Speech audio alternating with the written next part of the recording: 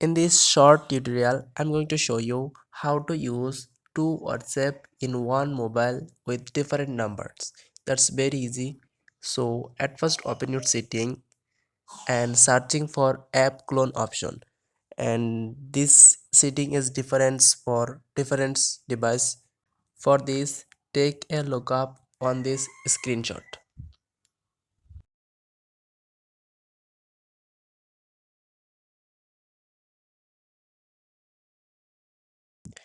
After find out app clone option, then simply click on this option and select a software which one you want to duplicate.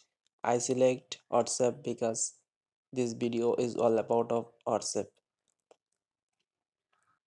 After a minute it will be done and you can see two WhatsApp in your home page, and then go to your home page and now simply click on your second WhatsApp and log in with a different number, and that is how to use two WhatsApp in on phone with different numbers. Thank you.